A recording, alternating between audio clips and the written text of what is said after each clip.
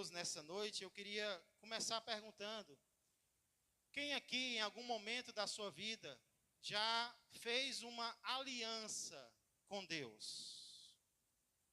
Quem aqui, em algum momento da sua vida, já fez uma aliança com Deus? Ou seja, já fez um compromisso com Deus? Levanta a mão. Só quem já fez uma aliança com o Senhor. Glória a Deus. Eu estou perguntando isso porque eu não sei se vocês sabem, mas na palavra de Deus, na Bíblia Sagrada, existem referências que trazem promessas claras de recompensa para quem guarda a sua aliança com o Senhor. Existem promessas claras de bênção, de recompensa, de galardão para quem mantém, para quem guarda a sua aliança com o Senhor. Por exemplo, você não precisa abrir lá, mas no Salmo 103, versos 17 e 18, está escrito o seguinte: olha que promessa maravilhosa. A misericórdia do Senhor é de eternidade a eternidade sobre os que o temem, e a sua justiça sobre os filhos dos filhos. Agora escute: para com os que guardam a sua aliança. A misericórdia do Senhor, a justiça do Senhor, a fidelidade do Senhor são de eternidade a eternidade. Com quem? Com os que guardam a sua aliança, para com os que mantêm a sua aliança com o Senhor. E o texto continua: e para com os que se lembram dos seus preceitos e cumprem. Será que vai falhar? Não. E os cumprem. Eita glória! Louvado seja Deus. Porém, irmãos, se por um lado, como nós acabamos de ver aqui, a palavra de Deus é rica em promessas de recompensa para quem guarda a aliança com Deus, nós precisamos entender também que a palavra de Deus contém advertências, palavras de advertência para com aqueles que desprezam a sua aliança com o Senhor. Então a Bíblia traz os dois lados. Ela promete galardão para quem valoriza a aliança que tem com Deus, mas ela também traz palavra de aviso. Ela também traz palavra de advertência. Para quem? Para quem não valoriza, para quem despreza, para quem pisa na aliança que fez com o Senhor. E eu trouxe um exemplo de promessa de recompensa para quem guarda a aliança.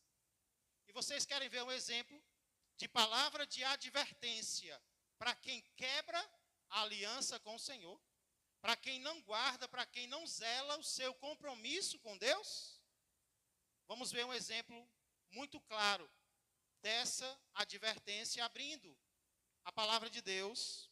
Convido vocês a abrirem a palavra de Deus no livro de Deuteronômio, ainda no capítulo de número 29. Quinto livro da Bíblia. Abra comigo, palavra de Deus, em Deuteronômio, quinto livro da Bíblia, capítulo de número 29. Enquanto os irmãos estão abrindo, eu quero aproveitar mais uma vez para dar as boas-vindas aos nossos irmãos amados, também aqueles que nos visitam, familiares, amigos. Estou vendo vários aqui. Que Deus continue abençoando a vida de vocês. Também aqueles que não puderam estar, mas nos acompanham pelas redes sociais. Enquanto vocês procuram, eu quero também dizer que no próximo domingo nós teremos algo diferente aqui. Além da palavra de Deus, nós também ouviremos um testemunho de alguém que passou por muitas dificuldades e que chegou, inclusive, pelo que eu entendi, a ser dado como morto. Essa pessoa foi atingida e chegou a ser dada como morta. Chegou a ser declarada morta. Mas de morta ela não tem nada. Porque inclusive ela está aqui essa noite. E no próximo domingo ela quer contar um pouco do que aconteceu na vida dela. Amém? Então você esteja orando por isso. E esteja também convidando alguém, um familiar seu, um amigo, para estar aqui no próximo domingo e ver que Deus, Ele tem poder, Ele salva, inclusive da morte. Amém? Então, no próximo domingo, se Deus quiser, nós estaremos tendo essa programação especial.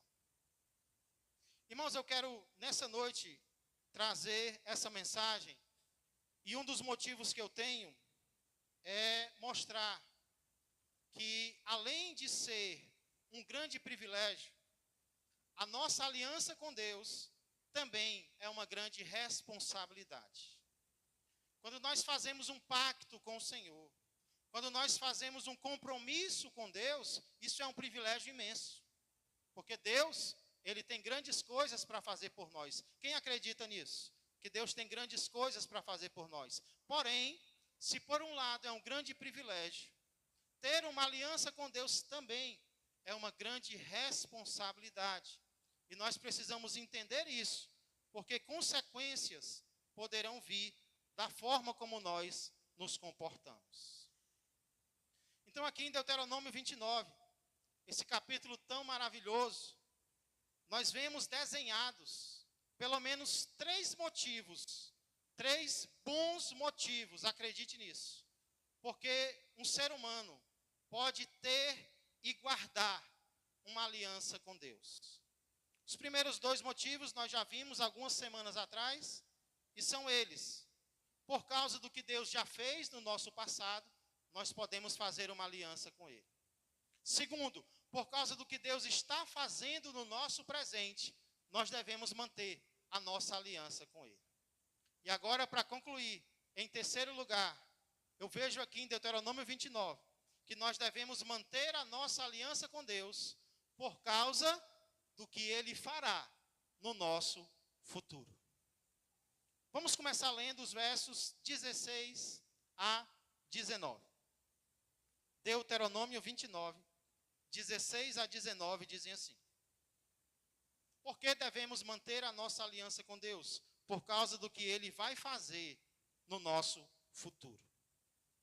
Verso 16 diz assim: porque vós sabeis como habitamos na terra do Egito, e como passamos pelo meio das nações pelas quais viestes a passar.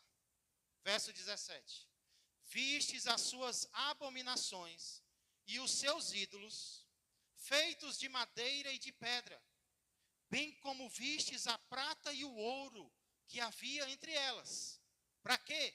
Verso 18: para que entre vós não haja homem, nem mulher, nem família, nem tribo, cujo coração hoje se desvie do Senhor nosso Deus, e vá servir aos deuses destas nações, para que não haja entre vós raiz que produza erva venenosa e amarga.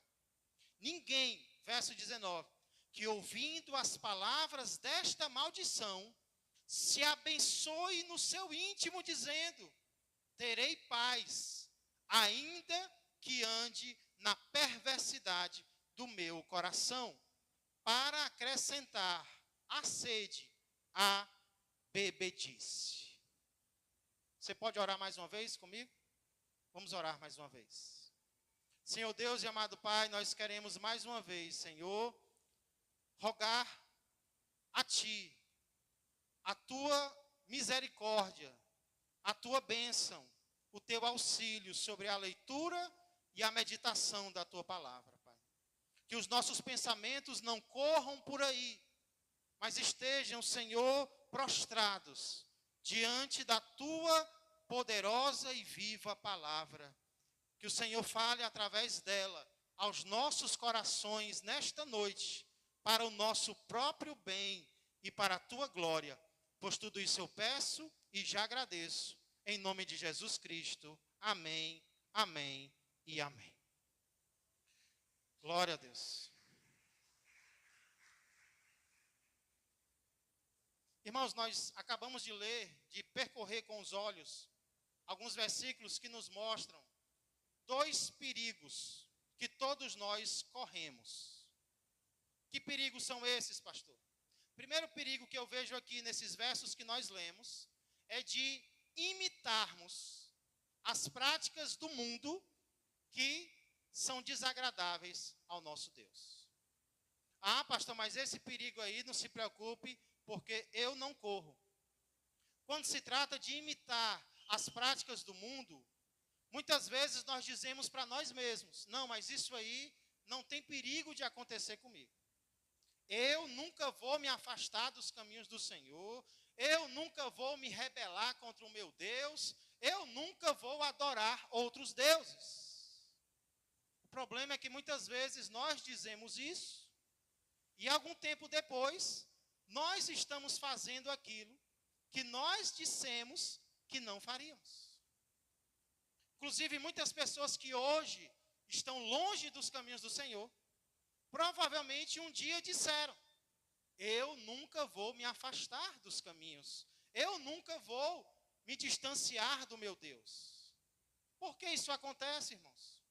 Porque em determinado momento a gente está tão forte, porque em determinado momento a gente está tão decidido a nunca largar as mãos do Senhor, e algum tempo depois nós estamos diferentes, nós estamos fracos, nós estamos precisando voltar para os caminhos de Deus. Por que isso acontece?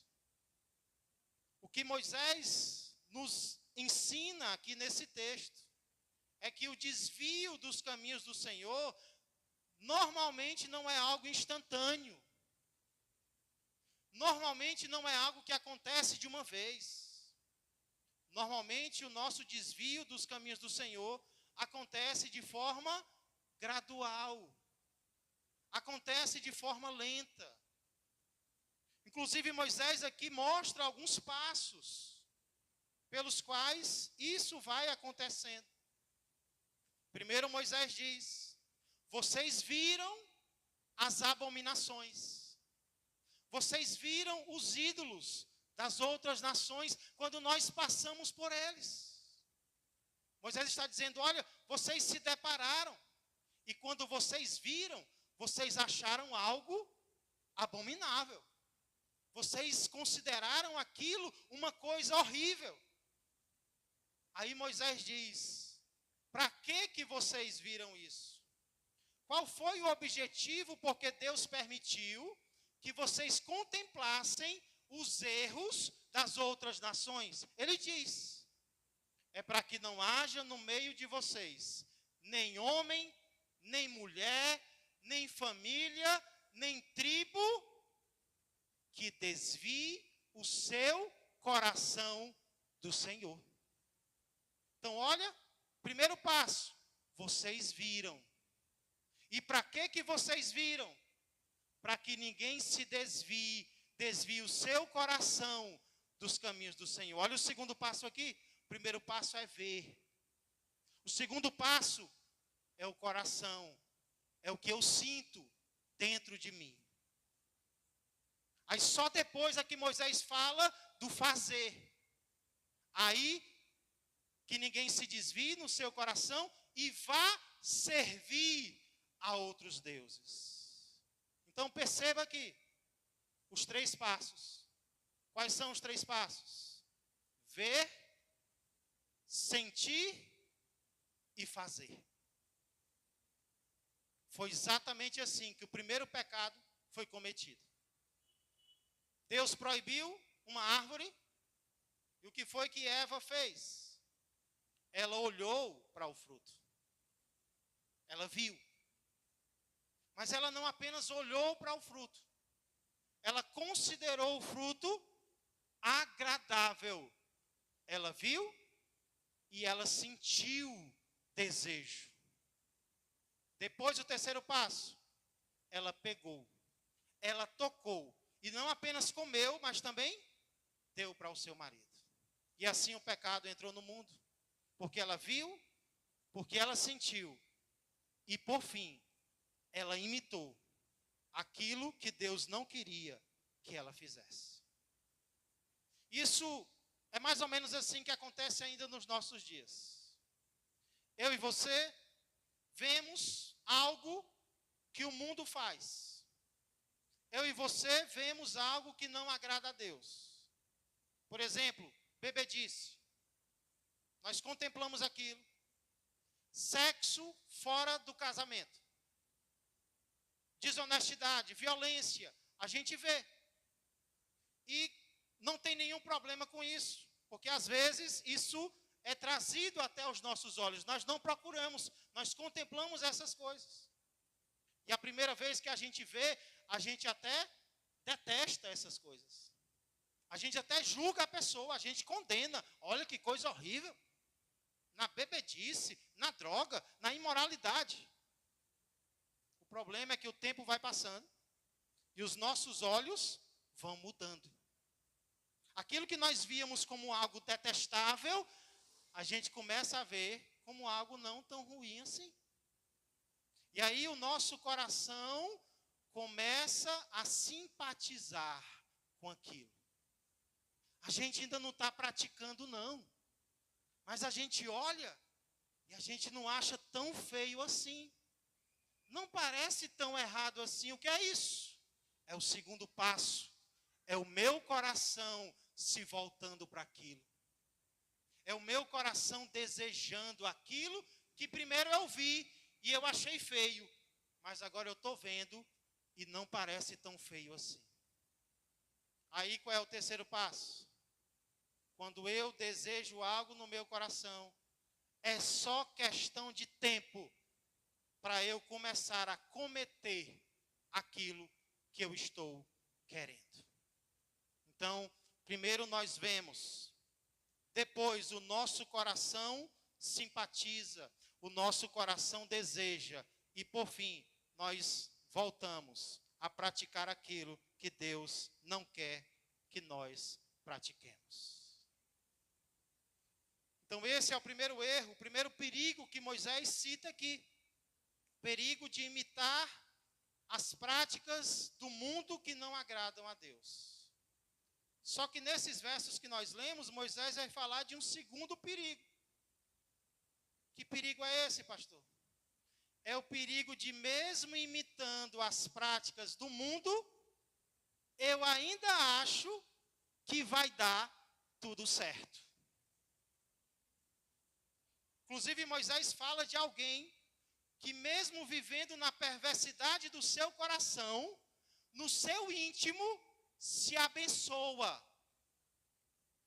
É alguém que está vivendo na prática do erro, mas dentro dele, dentro dela, ele acha que vai ter paz. Ele acha que vai ter alegria. Ele acha que vai ter bênção de Deus. Mesmo vivendo na prática daquilo que não agrada a Deus. Percebeu? Ladeira abaixo, que Moisés está citando aqui. É alguém que viu, é alguém que sentiu, é alguém que praticou. E agora no íntimo do coração dele ele diz, eu vou ter paz. Estou vivendo no pecado, mas vai dar certo. Hashtag, vai dar certo. Imagina, só para dar um exemplo, de quão absurdo isso é. Imagina um fumante, nos seus 50 anos. Esse fumante começa a sentir dor no peito, e aí ele decide ir até o médico. Ele vai até o médico e o médico faz alguns exames. E aí depois dos exames, o médico senta com ele e diz, olha, se você não parar de fumar agora, o seu pulmão não vai aguentar. Se você não parar de fumar agora, o seu pulmão, ele não vai suportar. Você tem que parar essa prática agora. E aí o homem está ouvindo aquilo, o fumante está ouvindo o que o médico está dizendo, que não vai dar certo se ele permanecer dessa forma. Só que enquanto o médico está falando com ele, advertindo, no coração dele ele está pensando, que negócio de que não vai dar certo é esse? Esse médico é louco, É claro que vai dar certo. Eu vou continuar fumando sim. E o meu Deus vai me abençoar. Meu pulmão vai aguentar. Se Deus quiser, não, Ele quer. Ele vai me ajudar a continuar fumando e a continuar bem. O que você pensa de um fumante desse? Ele está certo ou ele está errado? Ele está equivocado. É uma atitude completamente equivocada. Alguém que está numa prática ruim, que traz morte, continua nela e pensa, mas vai dar certo. Eu vou ter paz, eu vou ter alegria, eu vou ter prazer. Mas se nós não tivermos cuidado, nós vamos ter a mesma atitude desse médico. Ou, aliás, desse fumante. É Deus falando com a gente. Para com essa prática. Seu coração não vai aguentar. A sua alma não vai suportar. As suas emoções não vão aguentar. Para com isso. E nós ouvimos a palavra de Deus. Ouvimos a advertência do Senhor, que se a gente não parar, não vai dar certo, mas dentro de nós, isso aí é para minha vizinha. Eita, Senhor, pega ela. Não, isso aí é para o fulano. Eu já sei para quem é essa pregação, pastor Tiago. Essa pregação é para o fulano, é para o cicrano, é para o beltrano. É não, essa pregação é para mim, essa pregação é para você, é para todos nós. Nós precisamos mudar, porque se nós continuarmos no erro, nós não teremos paz.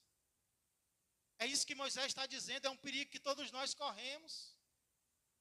Permanecemos nos pecados e na igreja nós achamos que Deus não vai nos repreender, que não vai ter consequência nenhuma às nossas práticas. A gente se engana com aliança. Aliança é isso. Alianças são dois lados. E se nós não cumprirmos a nossa parte, não é que nós vamos ser perfeitos para ser abençoados, não. Senão ninguém vai ser. Mas uma aliança tem a parte de Deus e tem a nossa parte. E se nós não fizermos a nossa parte, se nós não escutarmos os avisos de Deus, consequências virão. E é justamente sobre essas consequências que Moisés fala. No seguir do texto, Moisés vai dizer, se nós cairmos nesses dois perigos, de imitarmos o mundo, e de além de imitarmos o mundo, achar que vai terminar tudo bem, Deus vai fazer algo com o seu povo. E aí Moisés vai falar sobre as consequências, sobre o que Deus vai fazer com o seu povo, em dois níveis. No nível individual, eu, e também no nível coletivo, aqueles que estão comigo. Vamos ver então o que Deus vai fazer no nível pessoal, no nível individual, versos 20 e 21. Olha que interessante. Deuteronômio 29, verso 20 diz: o Senhor não lhe quererá o quê? O Senhor não lhe quererá perdoar. Antes, fumegará a ira do Senhor e o seu zelo sobre tal homem, e toda maldição escrita neste livro jazerá sobre ele. E o Senhor lhe apagará o nome debaixo do céu. Cortar o nome da pessoa, cortar a vida dele. Verso 21.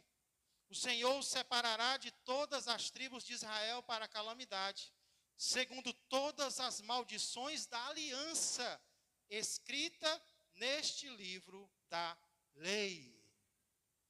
Irmãos, tem uma frase muito forte aqui. Em relação àquela pessoa que quer praticar o mal e ainda acha que vai dar tudo certo. O texto diz, o Senhor não lhe quererá perdoar. Mas pastor Tiago, a palavra de Deus não nos mostra que Deus é rico em perdoar? Como é que aqui diz que Deus não vai querer perdoar alguém? se ele é rico em perdoar. É verdade. A Bíblia mostra claramente que Deus é rico em perdão. Mas sabe com quem é que Deus é rico em perdão? Com quem é rico em arrependimento. Deus não é rico em perdão com quem não se arrepende. Deus não é rico em perdão com quem é rico em teimosia, com quem não se dobra, com quem não se converte. Aí Deus não é rico em perdoar, não. Inclusive, o texto que diz que Deus é rico em perdoar é Isaías 55:7. Esse versículo termina dizendo, porque Deus é rico em perdoar. Mas sabe como é que ele começa? Eu vou dizer como é que ele começa. Ele começa dizendo assim: deixe o perverso o seu mau caminho, o iníquo os seus pensamentos. Converta-se ao Senhor, que se compadecerá dele, e volte-se para o nosso Deus, porque ele é rico em perdoar. Então o texto termina dizendo que Deus é rico em perdoar, mas antes ele diz com quem? O que é que eu tenho que fazer para experimentar a riqueza do perdão de Deus? Ele diz que eu tenho que deixar os meus caminhos perversos, eu tenho que me converter, eu tenho que me voltar para Deus. E se eu fizer isso, não tem perigo de Deus não me conceder perdão. Então, se eu quero que Deus me perdoe, Ele tem muito perdão para nos dar. Mas Deus não vai ser rico em perdoar se nós também não formos ricos em arrependimento. Se nós também não estivermos dispostos a nos converter. Nós temos que ser pobres de teimosia. Nós temos que ser lisos, de coração duro. Nós temos que ser carentes de alguém, de uma atitude que ouve a palavra de Deus e não quer mudar.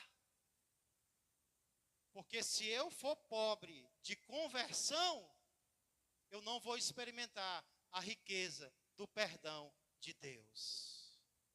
Mas se eu me arrependo, se eu permito que a palavra de Deus quebrante o meu coração, se eu for rico de um coração quebrantado, aí Deus vai cumprir esse versículo na nossa vida.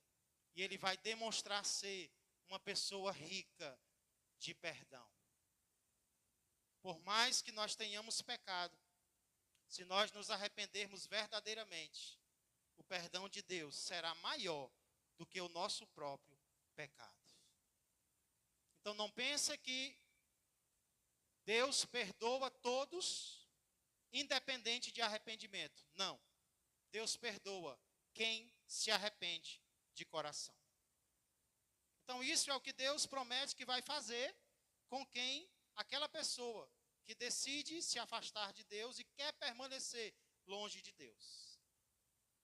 Porém, o que mais chama a atenção aqui não é o que Deus vai fazer no nível individual, e sim o que Deus vai fazer no nível coletivo de uma nação. Vamos ler com muita reverência. Deuteronômio 29, versos 22 a 28. A partir do verso 22. Olha o que diz a palavra de Deus.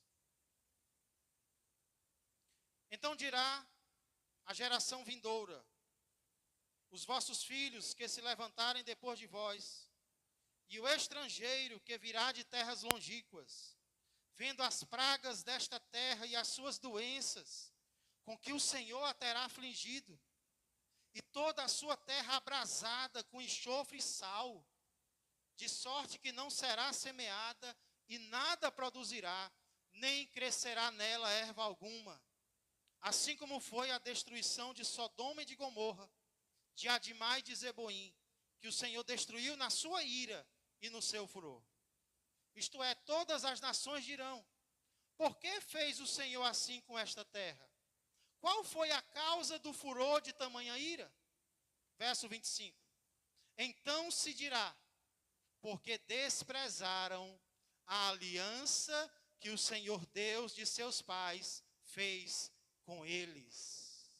Vou repetir. Porque desprezaram a aliança que o Senhor Deus de seus pais fez com eles quando os tirou do Egito.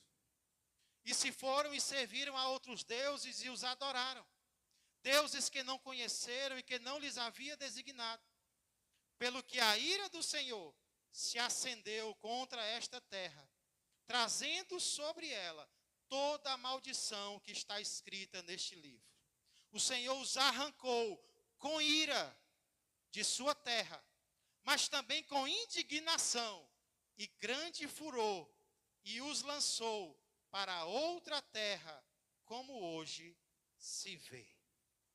Eita Deus! Irmãos, nesse exato momento em que eu estou pregando essa palavra, a terra de Israel, vocês sabem, está vivenciando uma guerra sangrenta, cruel, na qual, inclusive, pessoas inocentes estão perdendo a vida. E nós devemos orar para que haja paz no mundo, para que haja paz em Jerusalém, para que haja paz em Israel. Porém, não pense que o que está acontecendo agora nunca aconteceu antes. Pelo contrário, a terra de Israel já passou por coisas infinitamente piores do que as que estão acontecendo agora. Moisés, inclusive, ele profetiza, ele prevê uma época na qual a terra de Israel estará um completo caos. Ela será comparada a Sodoma e Gomorra. Preste atenção nisso. E as pessoas, a futura geração, os estrangeiros, quando olharem para Israel, a terra prometida, e notarem aquele caos na terra, eles vão perguntar: mas por que o Senhor fez isso? Por que tamanha ira de Deus contra o seu próprio povo? Inclusive, eu não sei se vocês notaram, quantas vezes a palavra ira, furor, indignação e parecidas, semelhantes, aparecem aqui nesse texto. É uma palavra que se repete, vez após vez. Ira, indignação, furor. E isso acaba com um mito no qual algumas pobres almas ainda acreditam. Que mito é esse, pastor? É o mito de que, porque Deus ama, Ele não se ira. Ah, Deus é amor. E porque Deus é amor, Ele não se ira com ninguém. Deus não fica indignado com ninguém. Ei, quem disse que não existe ira no amor? Quem disse que alguém que ama não se ira com esse alguém? Onde é que diz que ira e amor não podem fazer parte da mesma pessoa? Por exemplo, onde estão aqui os pais e as mães que amam seus filhos? Levanta a mão. Só os pais e mães que amam seus filhos. Glória a Deus, pode baixar. Agora só quem for sincero. Onde estão os pais e mães aqui que já se iraram com os erros dos filhos a quem amam? Levanta a mão. Eita Deus.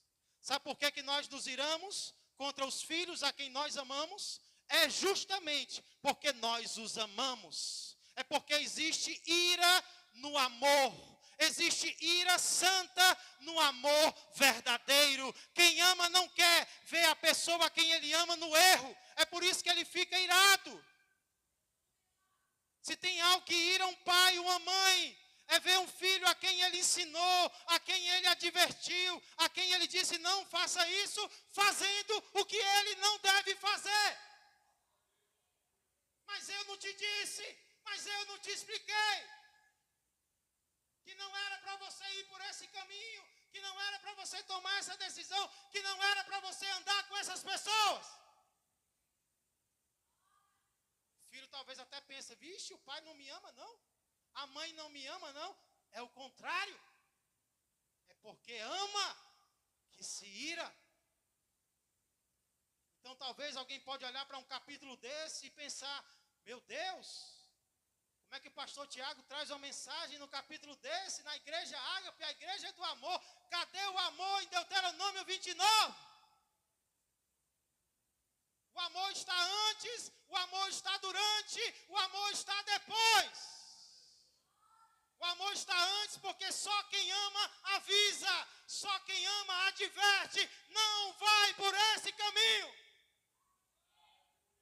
É um Deus que ama antes de acontecer. E enquanto está acontecendo, enquanto o pecado está sendo praticado, Deus continua amando, mas agora Ele ama com a ira no seu coração. Mas eu não avisei que não era para fazer isso. E o meu povo está fazendo. Aí na sua ira, Deus vai castigar. Na sua ira, Deus vai disciplinar, mas é uma ira com amor. Esse é o exemplo de pai para mim e para você. É um pai que ama e que se ira contra os equívocos dos seus filhos. E no capítulo 30, Deus ainda vai dar oportunidade de arrependimento. O seu povo lá, para onde Deus os enviar, vai se arrepender. E o amor de Deus vai aceitar o arrependimento deles. Então tem amor antes do pecado, tem amor durante o pecado e tem amor depois do pecado. Esse é o Deus que nos ama e a quem nós devemos amar. Dê uma salva de palmas para esse Deus, porque Ele merece.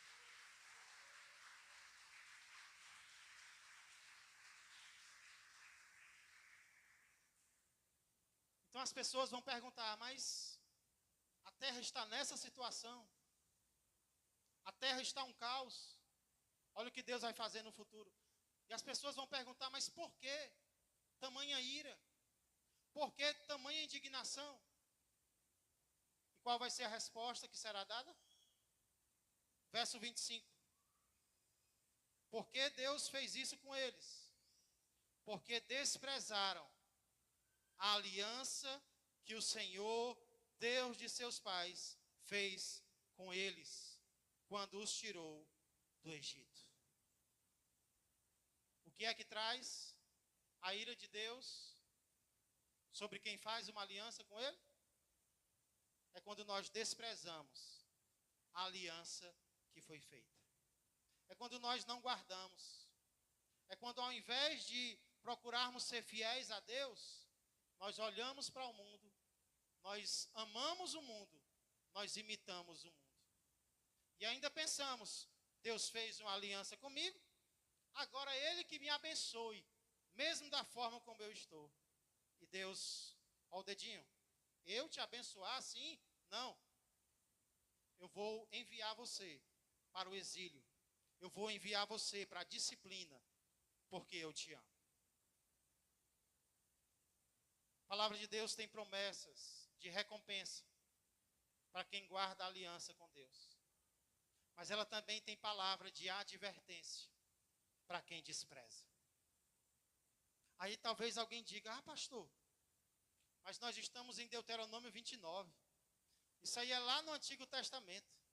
Nós estamos na época da graça. Nós estamos na época de Jesus. Deus não se volta mais com ira para o seu povo agora não. Seu povo pode até ser falho na aliança, que Deus agora não vai fazer nada disso que Ele fez com o povo de Israel, não. Esse é o pensamento que alguns podem ter.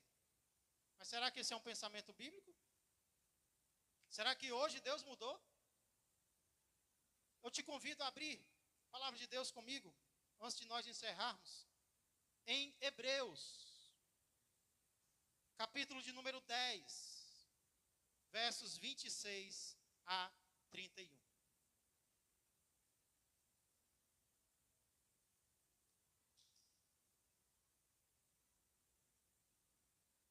Se você não escutou, Hebreus, capítulo 10, versos 26 a 31. Esse texto foi escrito para a igreja. É o que nós somos hoje. Esse texto fala de aliança. É o que muitos aqui já fizeram com Deus e outros vão fazer essa noite. Mas ele também fala sobre o que acontece se nós desprezarmos uma aliança com Deus. Se você encontrou, leia comigo, se não, escute. Hebreus 10, 26 a 31, que diz: porque se vivermos deliberadamente em pecado, depois de termos recebido o pleno conhecimento da verdade, já não resta sacrifício pelos pecados. Pelo contrário, certa expectação horrível de juízo e fogo vingador, prestes a consumir os adversários. Novo Testamento, palavra escrita a um povo que seguia Jesus. Já não resta sacrifício pelo pecado, e sim uma expectativa horrível de juízo e fogo vingador. Aí o verso 28. Sem misericórdia morre, pelo depoimento de 2 ou 3 testemunhas, quem tiver rejeitado a lei de Moisés. A lei de Moisés era muito dura, pastor. Sem misericórdia morria, pelo depoimento de 2 ou 3 testemunhas, quem rejeitasse a lei de Moisés. Verso 29. De quanto mais severo o castigo, julgais vós, será considerado digno aquele que calcou aos pés o Filho de Deus e profanou o sangue da aliança com o qual foi santificado e ultrajou o Espírito da graça. Aqui está falando de alguém que experimentou as coisas boas de Deus e depois não ligou mais. Aí ele pergunta, se quem desobedecia a Moisés morria, quanto mais severo castigo vai ter aquele que despreza Jesus Cristo. Ora, verso 30. Nós conhecemos aquele que disse, a mim pertence a vingança, eu retribuirei, e outra vez o Senhor julgará quem? Não é os inimigos, não. O Senhor julgará o seu povo. E aí ele diz, horrível coisa é cair nas mãos do Deus vivo. Falando para quem? Para nós, que já conhecemos, que já recebemos a oportunidade de seguir a Jesus. E estamos querendo desistir. Estamos querendo abandonar a nossa aliança com Deus. Não vai dar certo. Nós não ficaremos em paz, nem nessa terra e nem na outra. E isso está vindo do Deus que nos ama, do Deus que quer o nosso melhor e que provou isso, enviando o seu Filho para morrer no nosso lugar. Quer uma prova maior do amor de Deus por mim e por você?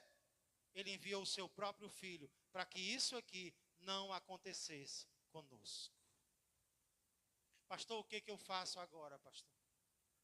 Qual é a solução para eu não desprezar a minha aliança com Deus?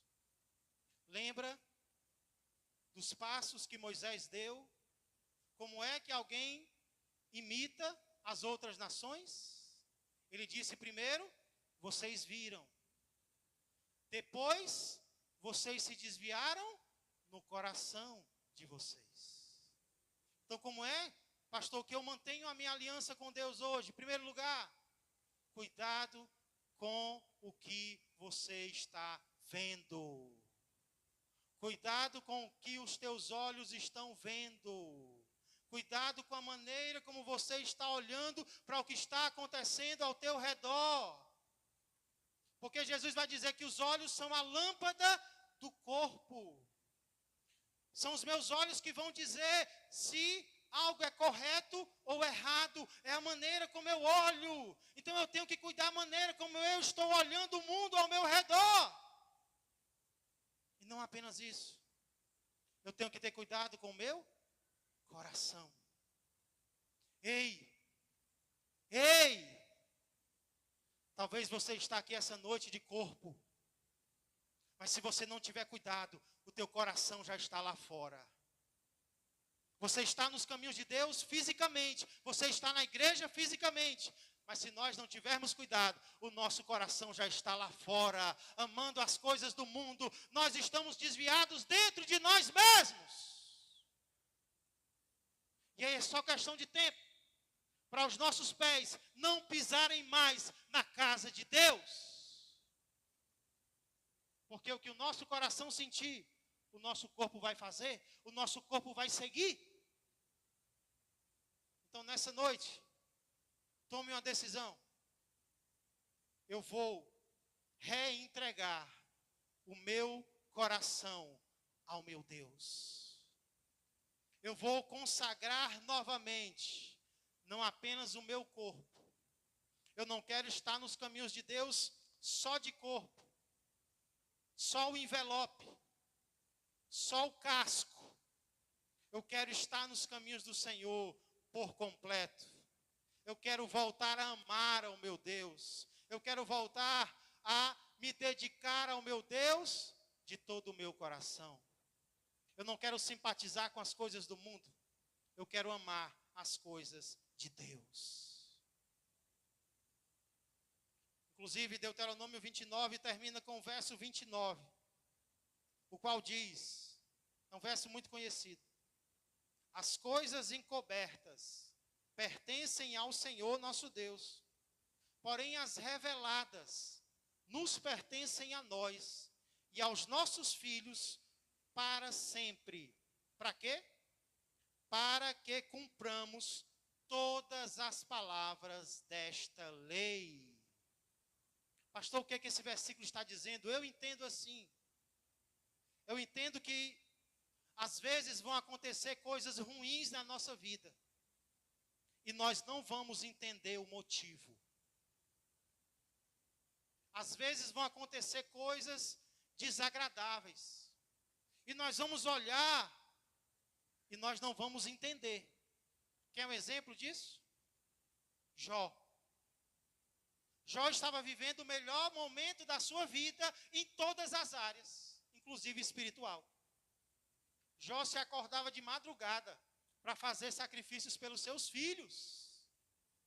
Jó amava a Deus, Jó amava a sua família, Jó estava bem financeiramente, de repente, tudo muda.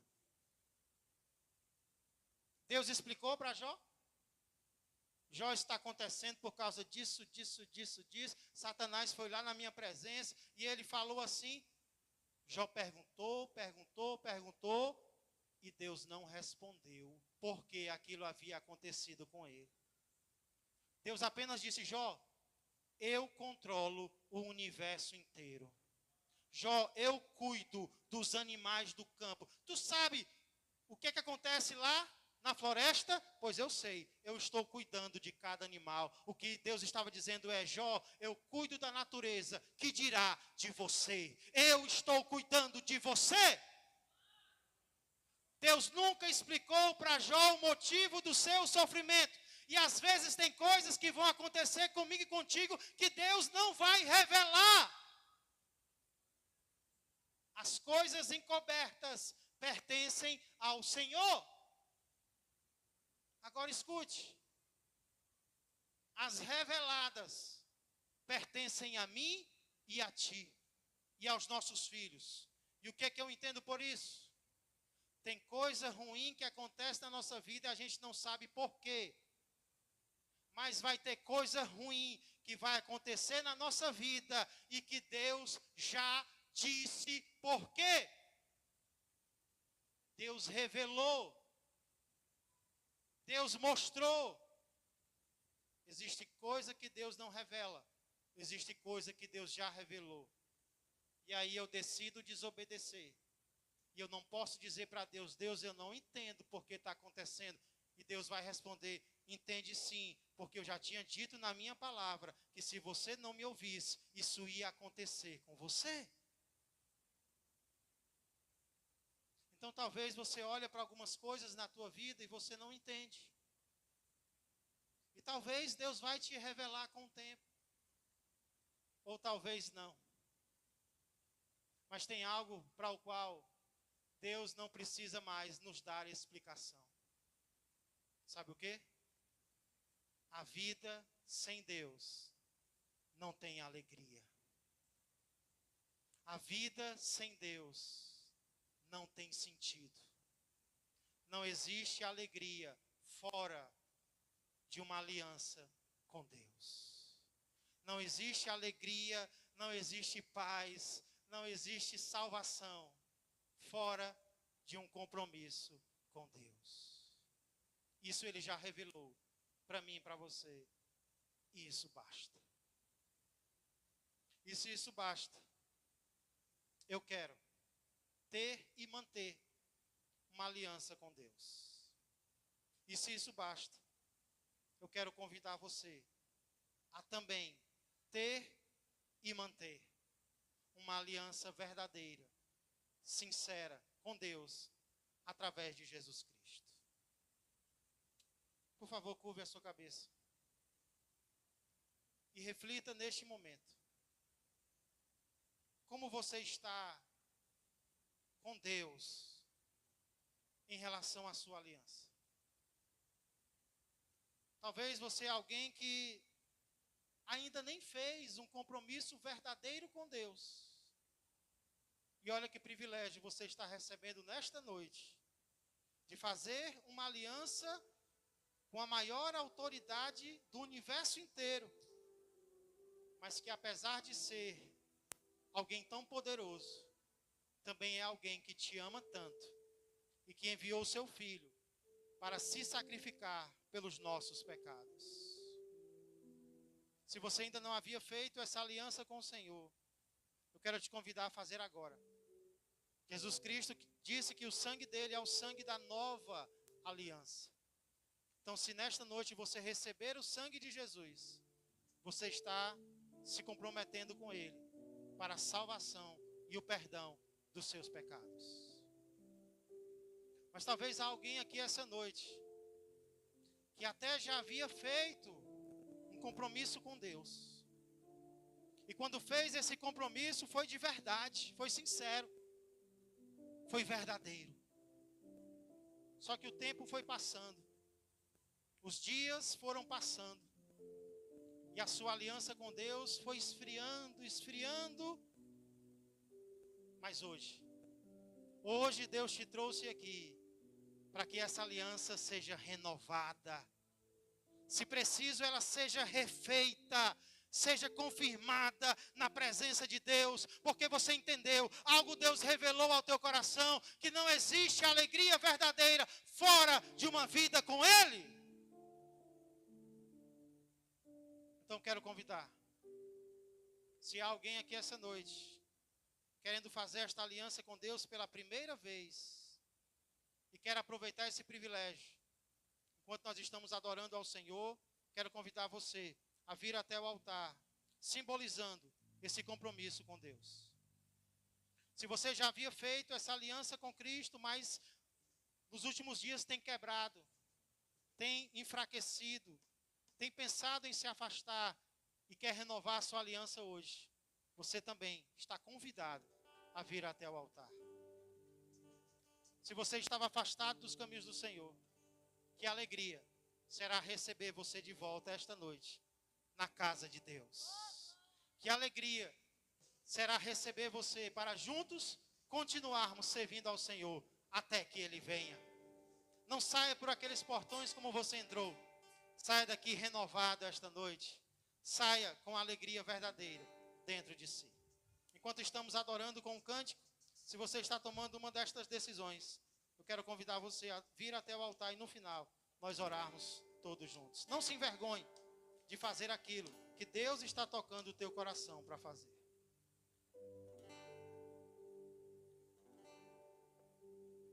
Mesmo sendo assim.